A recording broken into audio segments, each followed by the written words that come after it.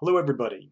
In this video we're going to take yet another look at a bouncing ball, but we're going to add two new elements to it. We're going to add squash and stretch, and we're going to add rotation to it. And in fact, more than a ball bounce, it's going to be a ball jump. We're going to treat the ball as if it were a character that was jumping.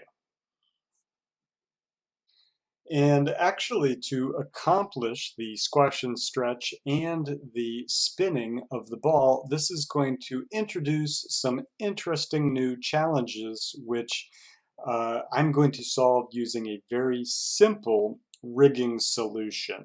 So let's get started.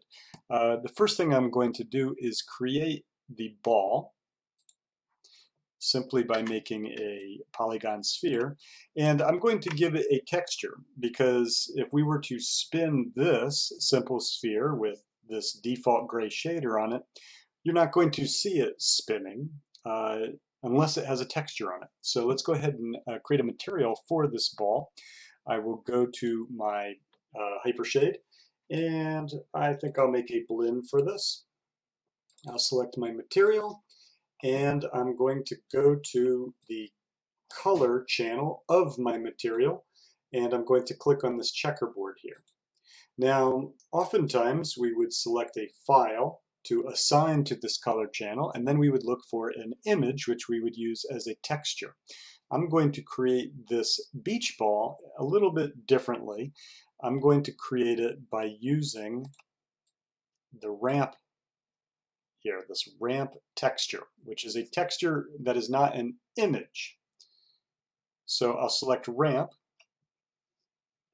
and actually while we're at it, let's go ahead and make sure we assign the material to our ball, and I'm going to give it some colors here. Remember, it's going to be a beach ball, so I can use this area here, the ramp, and assign it different colors.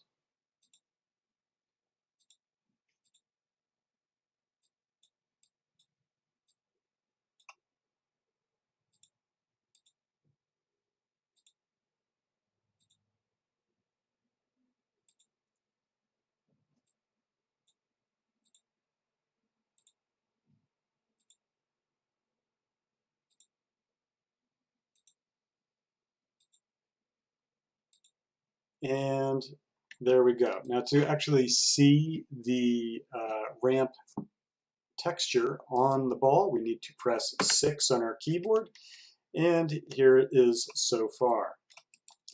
I'm going to do a couple other things to make it look a little bit more like an actual beach ball. One thing I will do is I will change the type from VRamp to URamp, and I will also change the interpolation from linear to none. And now I'll just arrange my ramp a little bit more evenly here so that we get all 6 colors that I've created here. And so they have roughly an equal amount of area on the ball. So I think this is looking pretty good.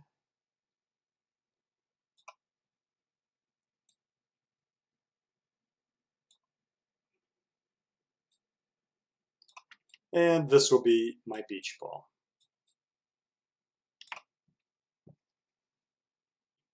Now, if I were to render out this beach ball, you'll notice actually that the texture comes out much more sharply than it does in our working view here. Now that we have the beach ball created, let's take a look at some of the challenges to adding squash and stretch to the animation of a ball. So to create squash and stretch with this simple ball here, I'm going to want to use the scale channels here, as you can see in the channel box here. So what we're referring to when we talk about squash and stretch is that if the ball were to squash down like this, To maintain its volume, it should also stretch out in the X and the Z axis. In other words, it should maintain the same volume. Or if it were to stretch, once again in the Y axis, instead of squashing, then it should squash in our X and Z axis. But it should always maintain the same volume visually. Now the problem with this is that when I start animating this ball and I want it to squash on the ground plane, let's go ahead and create a ground plane so we can see this a little bit better. This will be my ground plane here.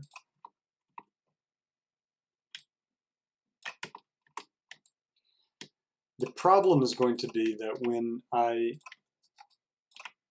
squash it down, it's going to come off of that ground plane. To better illustrate this, I'm going to create a light in my scene.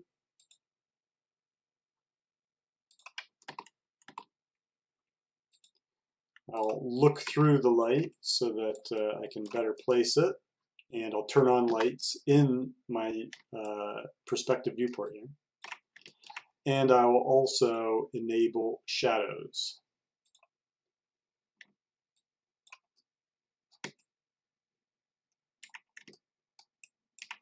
Okay, so I think this will help see what I'm talking about a little bit better. I'll go ahead and hide the grid while I'm at it too. So, as I was saying, if I squash down on the ball will no longer be making contact with the ground. So how can I fix that? Well, one way I could fix it is by moving the pivot point of the ball itself. Remember that you can move the pivot point by either pressing the Insert key or the D key on your keyboard, and then you can actually place the pivot point anywhere you want. Now, I'm going to place it right at the very bottom of my sphere, and then to get out of this mode where you're moving the pivot point, either press the Insert or the D key again.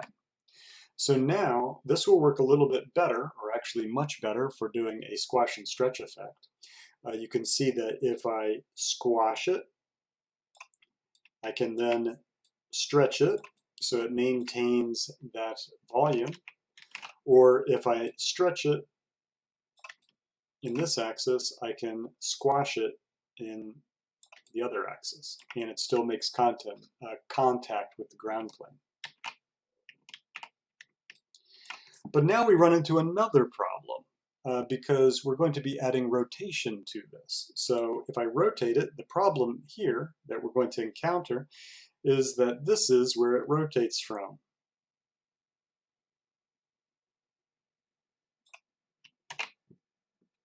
To resolve this problem, I'm going to show you a very, very simple rigging solution. I'm going to come over here with my sphere selected, or with my beach ball selected. I'm going to go to Modify, Center Pivot. That's going to recenter that pivot so that it'll rotate from the proper axis. However, it will no longer scale from that ground plane. But what I'm going to do is I'm going to group this ball. You can see that currently, here's my sphere. In fact, I'll rename it to beach ball. And what I'm going to do then is I'm going to come over here to Edit, Group. And this will nest my beach ball into this new group here, which I'm going to call Squash.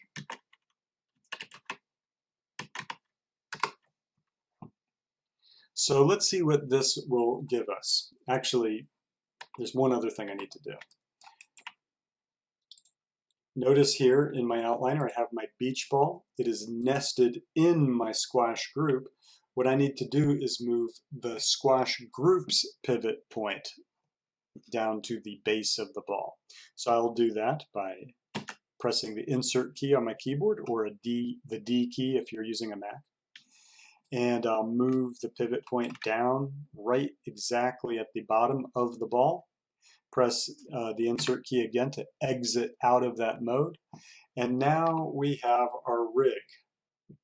You'll notice that if I select the squash group, which is the parent of the beach ball, I can now squash it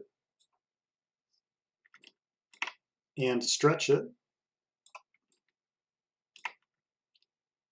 and I can still select the beach ball itself and rotate it.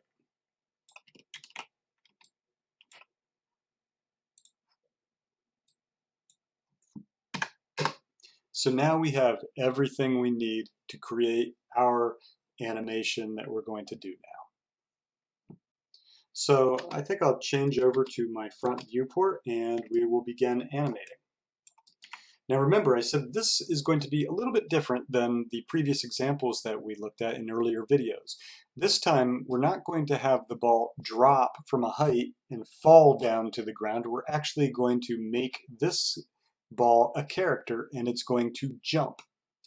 So here's what I'm going to do. I will select my squash group, and I'm going to key it on frame 1. I'm then going to go to frame, let's try frame 21, and I'm going to squash it. It's going to anticipate its jump. So first it's going to squash down before it stretches out and jumps into the air. So using the scale Y, I will squash it. And then using the XZ, I'll stretch it out. Now I want to be careful to actually maintain this sense of having the proper volume here. So I will go ahead and key it and we'll take a look and see how it looks. So right now we have the ball on the ground and it's going to squash down as it prepares to jump.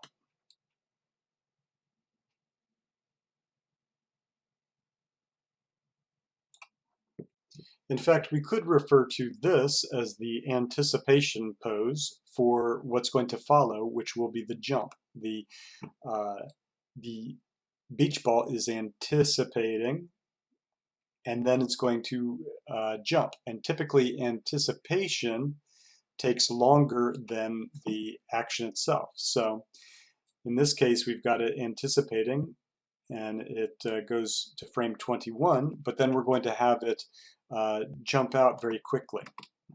So once again, I'm going to use these, I still have the squash group selected. I'm going to stretch it on the y-axis. And I'll bring it in, or squash it this time, on the X and Z axis. And I'll go ahead and key that. In fact, I made a mistake here because I'm still on frame 21, and I think I want this to be on frame 24. I'll just show you a quick and easy trick that I can do here, because if I scrub right now, I will lose this pose.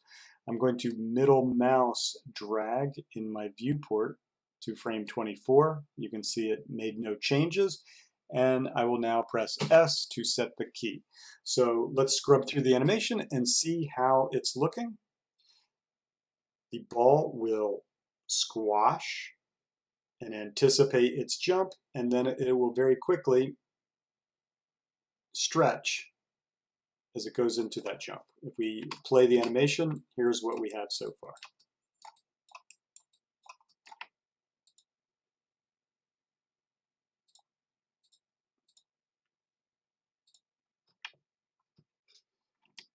So now we'll go ahead and lift the ball off the ground. We've got our anticipation, it does its stretch to come into the jump, and then let's say we'll go 12 frames later to frame 36. We'll have it perhaps come up to this height here. And I'm going to take my squash and stretch here on the squash and stretch control itself, and I'll just put it back down to its default value of 1, 1, and 1, and we'll key that. And then we'll have the ball fall. Now, because it's taking 12 frames to come up, we're going to make it take 12 frames to come down.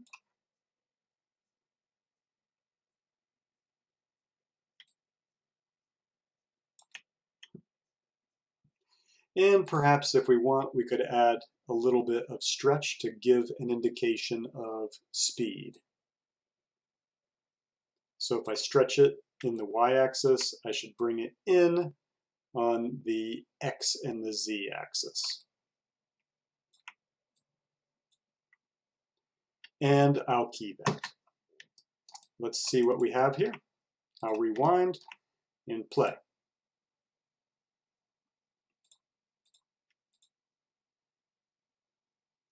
Now you'll notice that the ball feels very sticky at the beginning of its jump. It comes out, and it anticipates, it jumps, and then you can see that it feels a little sticky coming out here.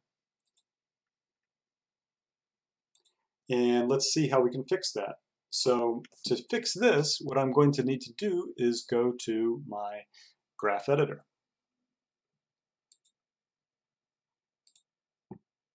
And if we look at the translate Y, which is the up and down of this animation, you'll notice that what we have here is some slow out, and we have some slow in when it comes back down to make contact with the ground plane again.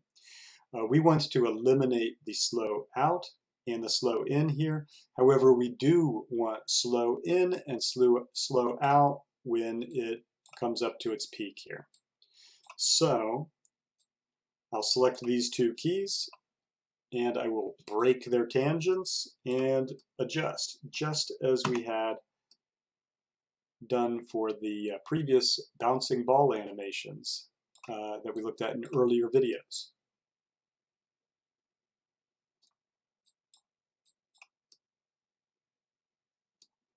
Okay, let's take a look at what we have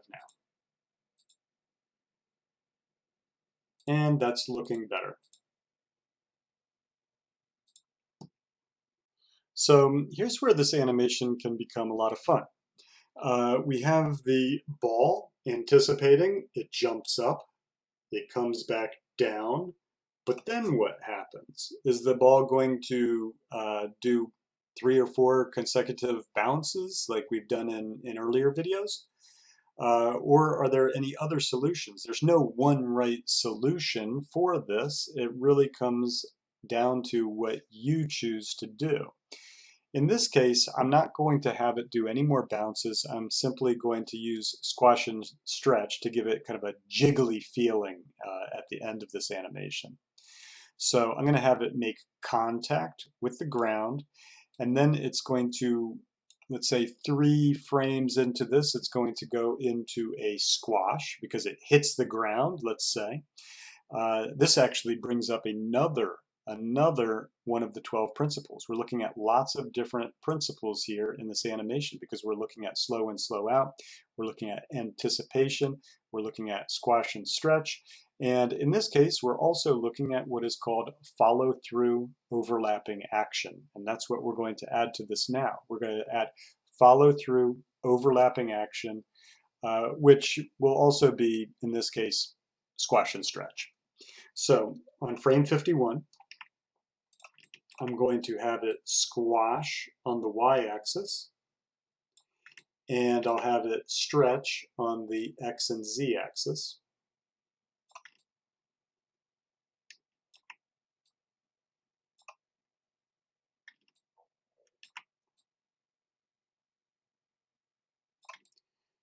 And I'll go ahead and key that. Let's see how this is looking. It's going to come down and it's going to squash.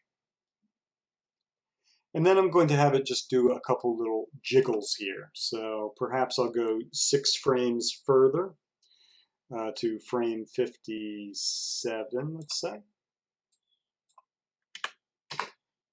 I'll have it stretch just a little bit on the y-axis. Squash a little bit on the x and z.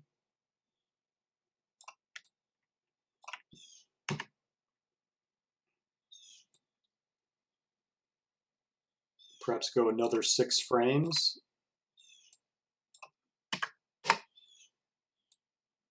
Bring it, squash it in ever so slightly on the y-axis and stretch ever so slightly on the x and z.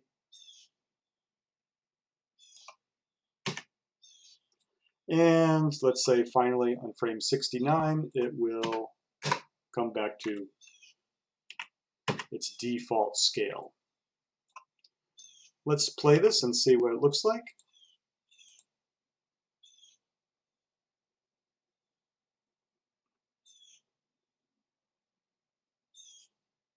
And it's looking pretty good. Now, I might still choose to do some further refinements to this animation. Before adding the rotation, we'll add a rotation to it in just a little bit as well. So I have the ball selected. It is actually the squash property that I want to have selected right now.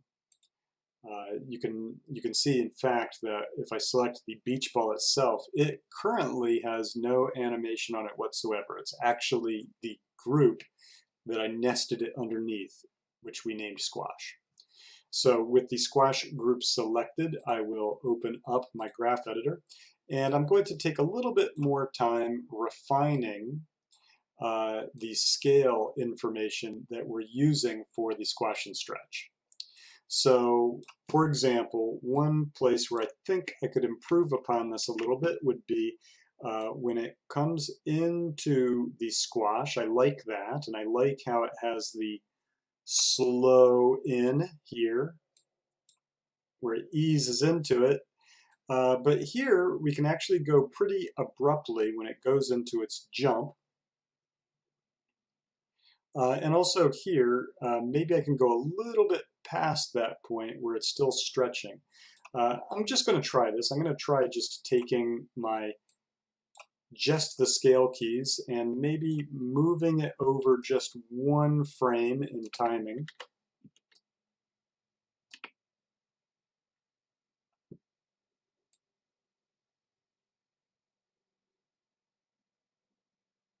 Play it and see how that looks. And then the other place where I feel like it could use a little bit of refinement is here. When it hits, it currently has a slow out here when it goes into the squash, but because I'm thinking it's keeping that momentum as it falls down, I think I actually want to eliminate that slow in here. Once again, I'll go to my graph editor, and what I'm going to do is select those keys here, and I will break the tangents. And I'll adjust them.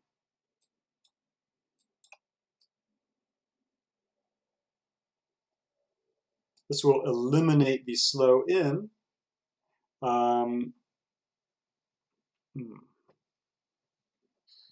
But I think I'll also eliminate the slow out. Especially there, I think, is where we want to eliminate it, because remember, it's actually maintaining a momentum here. It's taking that energy from falling, and then when it hits the surface, it continues. It continues. It can't go past the surface, so instead we can use the squash to kind of maintain that momentum. Let's take a look at that and see how that looks. And I think it's subtle, but I think it helps the believability. Now I'm going to keep the slow in, slow out here and here on that, as well as here on that kind of jiggle effect. I might bring these in a little bit.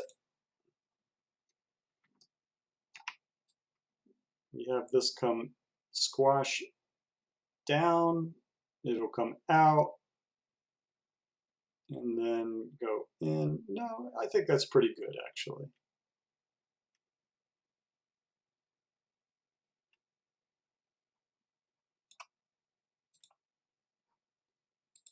Anyway, there you have it. There's our bouncing ball. In this case, it's more of a jumping ball.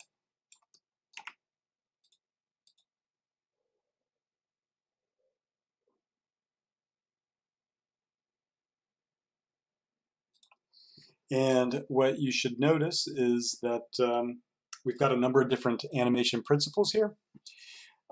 We have anticipation. We have slow in, slow out up at the top here. We have our squash and stretch here and here, as well as here and here. And we could also refer to this part here as follow through overlapping action, because as the ball comes to a stop, parts of it continue going on. Parts of it continue moving, and in this case we're accomplishing that through the use of squash and stretch. The last element we'll add to this will be the spin of the ball. So remember that we created this very simple rig because we want to be able to do both squash and stretch on the ball as well as rotate it. Now, if I were to rotate my squash group, you'll see it does not rotate from the proper axis, which is why we created this very simple rig. Instead, we're going to be animating the ball, which is nested under the group itself. So I'm going to come over here to, let's say, the point where it starts lifting off of the ground, and I'm going to key the ball. And we're going to have it do a full 360. It's going to come here, and when it lands, it is going to spin 360 degrees, or in this case, negative 360 degrees. And I will key that. And let's see what we have here. You can see the ball is spinning.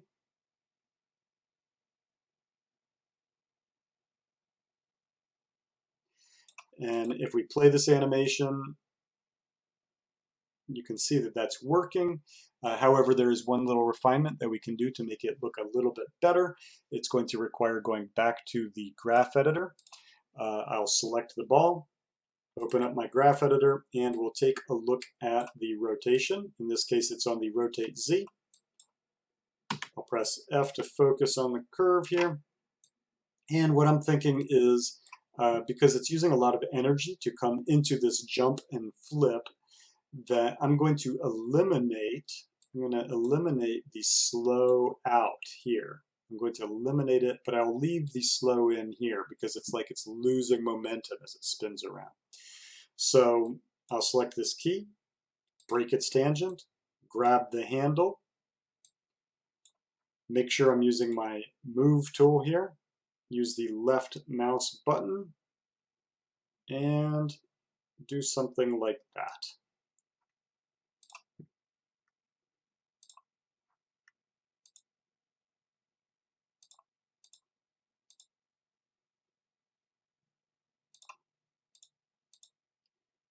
Now my playback on my computer is actually looking pretty good. I'm not skipping any frames. However, because I'm using this MonoSnap software to record this video,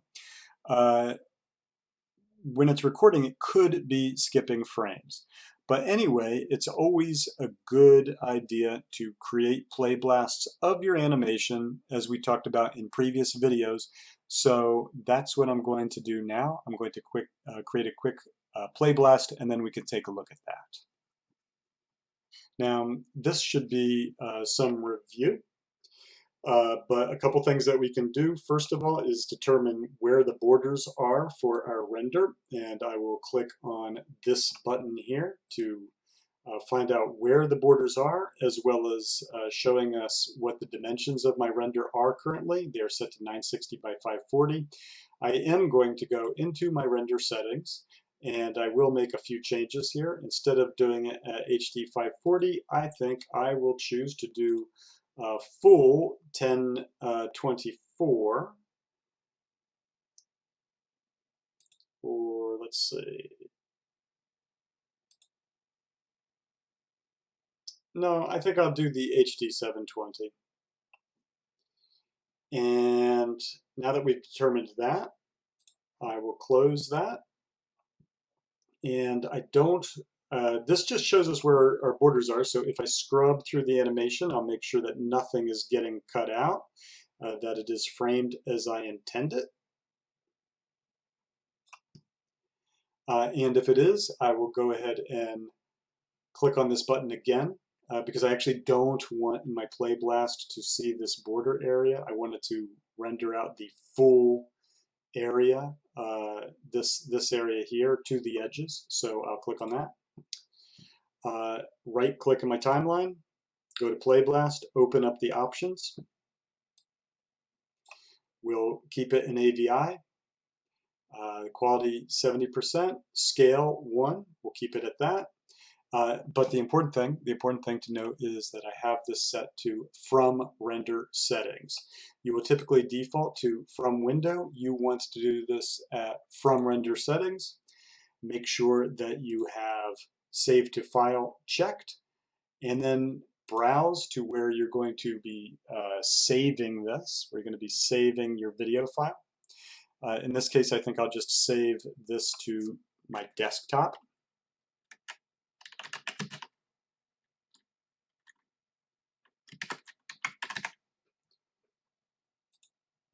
And once I've done all those settings, I'll go ahead and apply.